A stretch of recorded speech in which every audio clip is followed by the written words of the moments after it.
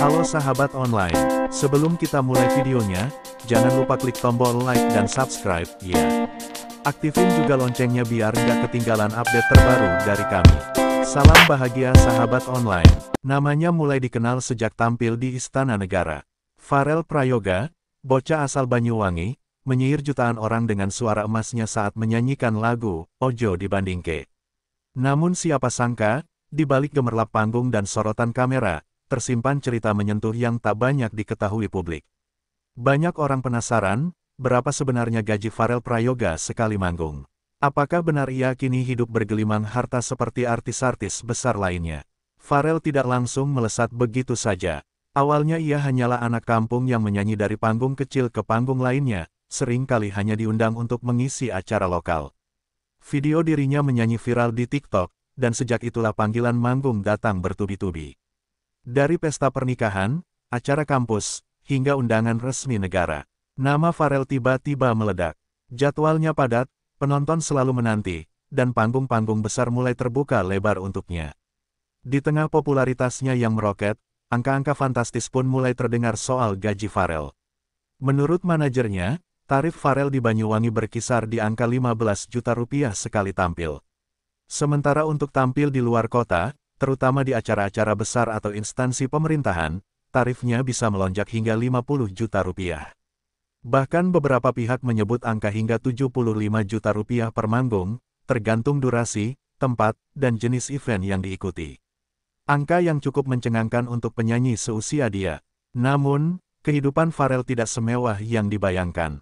Dalam sebuah wawancara, Farel sempat mengaku bahwa meskipun manggung berkali-kali dan mendapatkan bayaran tinggi, ia tak memiliki banyak tabungan.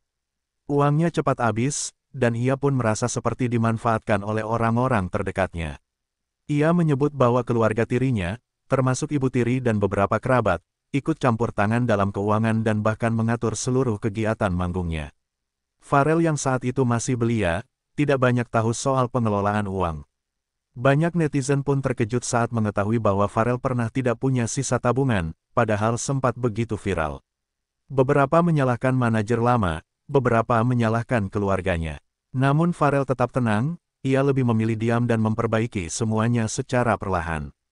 Ia mulai memilah siapa saja yang benar-benar tulus dan siapa yang hanya numpang tenar. Perlahan, ia mempercayakan pengelolaan uang kepada pihak yang lebih profesional dan tidak lagi bergantung pada keluarga. Kini, Farel mulai menata ulang hidupnya. Ia tampil di acara-acara yang lebih selektif dan mulai membatasi jumlah job. Ia juga fokus belajar soal keuangan, investasi, dan menabung.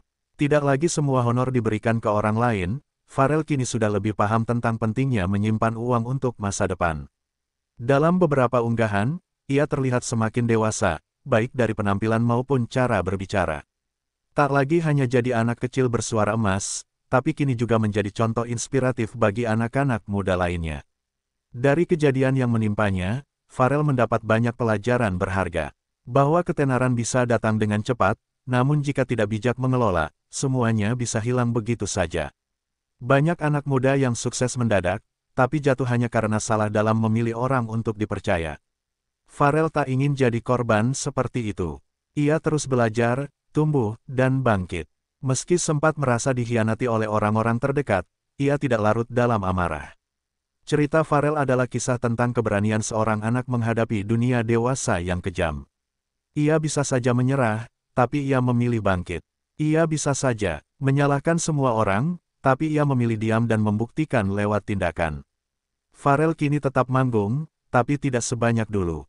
Ia lebih banyak fokus pada karya dan ketenangan pribadi. Ia juga mulai aktif berbagi cerita dan inspirasi kepada anak-anak muda lainnya, terutama tentang pentingnya tidak tergiur popularitas semata. Banyak orang mungkin hanya melihat Farel sebagai penyanyi cilik viral, tapi di balik itu, ia adalah pejuang yang pernah kehilangan kendali atas hidupnya. Sekarang, ia berdiri lagi, lebih kuat dan lebih dewasa.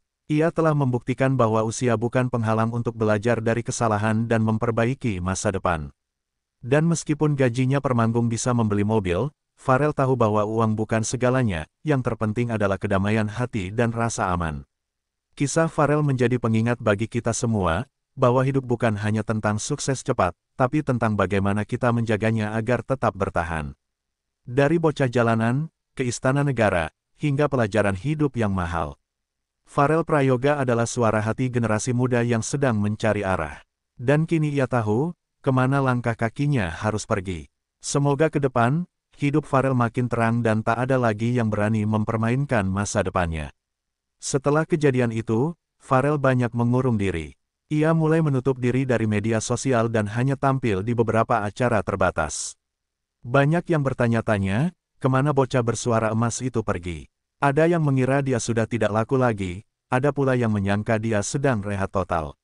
Tapi kenyataannya, Farel sedang dalam masa paling menentukan dalam hidupnya, membangun kembali kepercayaan, bukan hanya kepada orang lain, tapi juga kepada dirinya sendiri.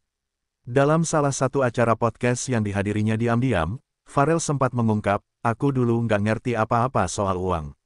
Yang penting nyanyi, yang penting manggung.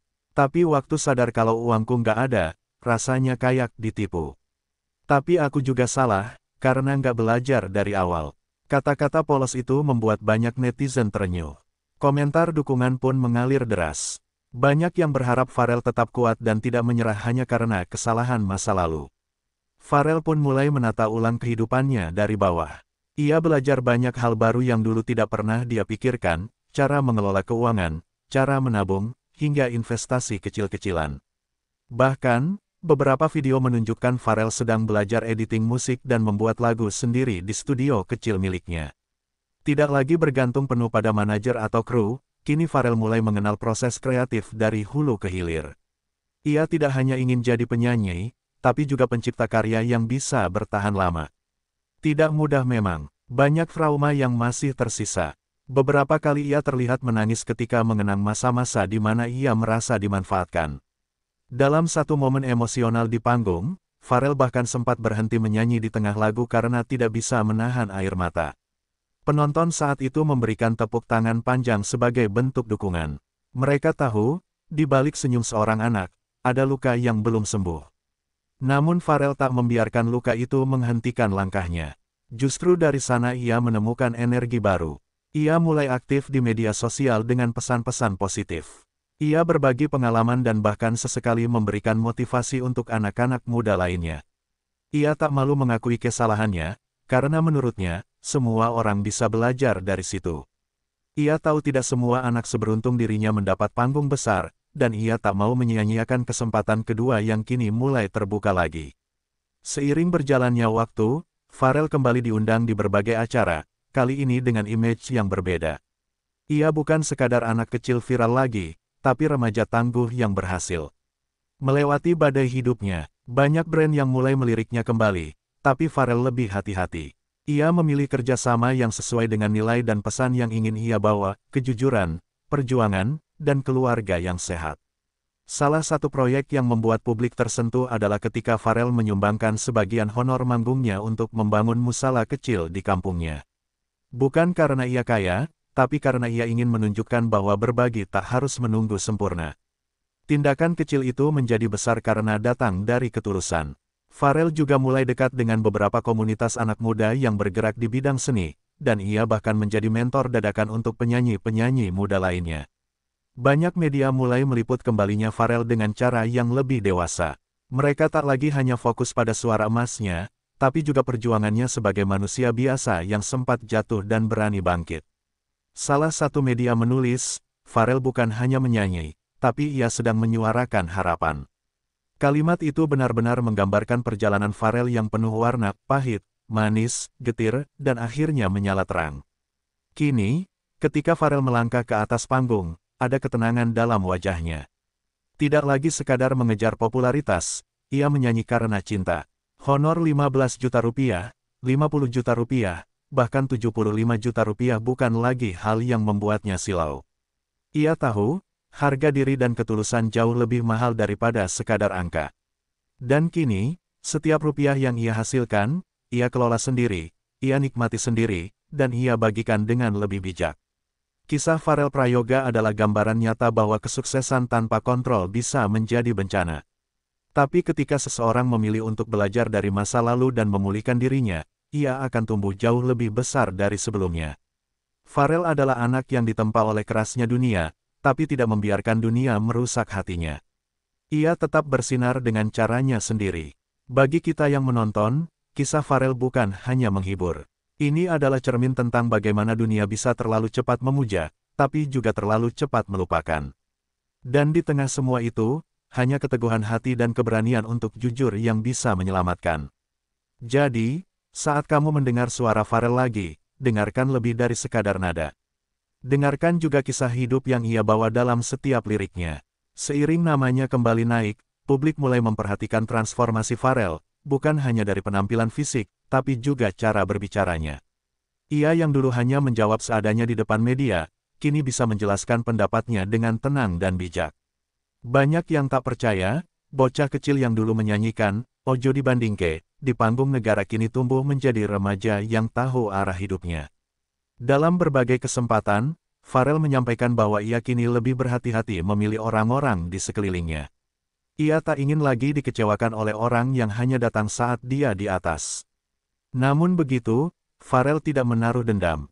Ia menyadari bahwa orang-orang yang dulu mengambil keuntungan dari dirinya, pernah juga berjasa membawanya ke titik tertentu. "Aku memaafkan, tapi aku tidak akan lupa," katanya dalam salah satu tayangan YouTube. Kalimat itu menggambarkan kematangan emosionalnya. Tidak semua orang seusianya bisa berpikir sejernih itu. Ia memilih untuk melanjutkan hidup, tanpa mengikat diri pada masa lalu yang menyakitkan.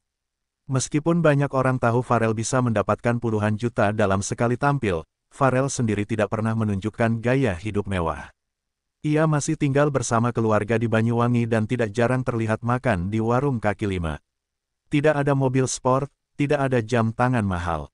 Bahkan ketika ditanya apa yang ia lakukan setelah dapat bayaran besar, Pharrell hanya tersenyum dan berkata, "Ya buat sekolah, buat bantu keluarga, sisanya ditabung." Di saat banyak artis muda lain pamer gaya hidup glamor di media sosial, Pharrell justru tampil sederhana. Netizen pun makin menyukainya karena kesederhanaan itu. Mereka menilai bahwa Pharrell adalah contoh anak muda yang membumi dan tahu prioritas hidup.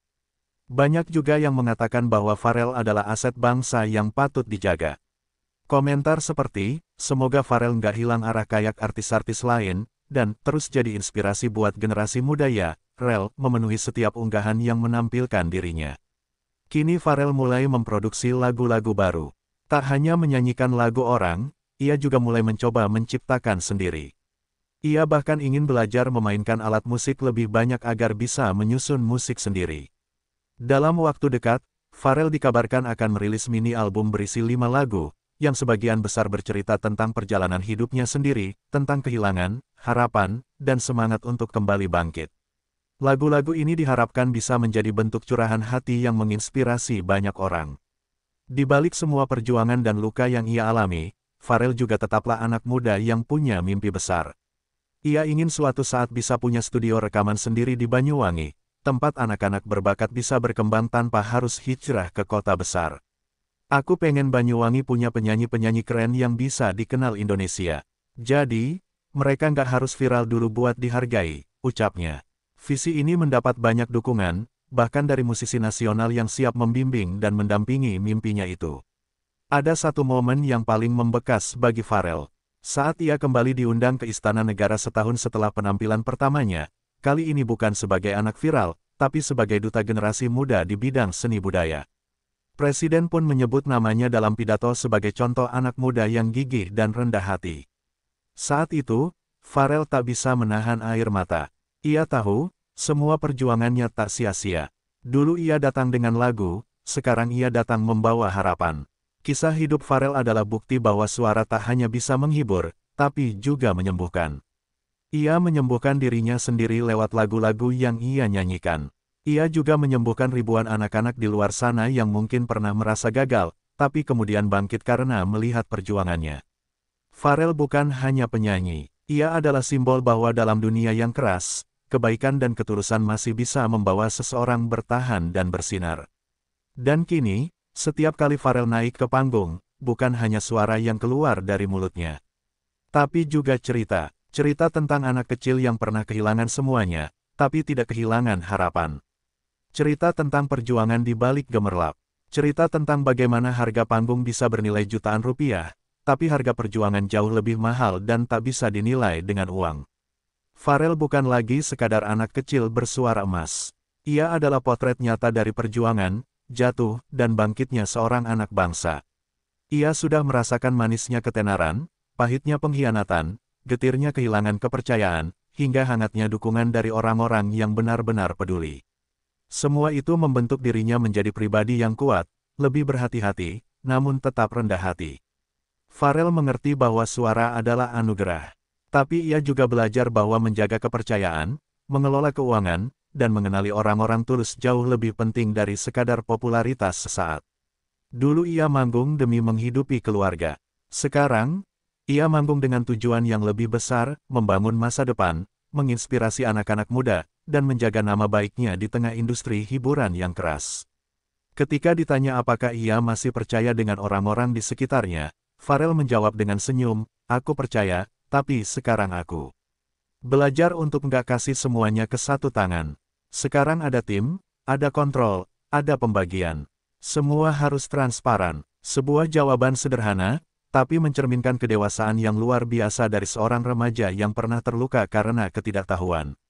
Pharrell juga tidak memungkiri bahwa ia sempat berpikir untuk berhenti menyanyi. Terlalu banyak tekanan, terlalu banyak ekspektasi, dan terlalu banyak orang yang mengatur langkahnya. Namun setiap kali mendengar anak-anak kecil menyanyikan lagu, "Ojo Dibandingke," sambil meniru gayanya, ia sadar bahwa suaranya membawa dampak. Suaranya bukan sekadar hiburan, itu adalah kekuatan. Kini, ia mulai aktif merancang konser mini di beberapa kota kecil, bukan sekadar untuk manggung, tapi untuk mengajak anak-anak muda tampil bersamanya. Ia ingin membangun semangat bahwa siapapun bisa bersinar jika diberi kesempatan. Di atas panggung, Pharrell tak lagi berdiri sendiri. Ia mengajak generasi baru untuk ikut tampil. Baginya, menjadi bintang bukan berarti menjadi satu-satunya yang bersinar, tapi menjadi sumber cahaya bagi yang lain. Dengan pengalaman hidup yang tidak sedikit untuk anak seusianya, Pharrell punya bekal untuk bertahan lama di dunia hiburan.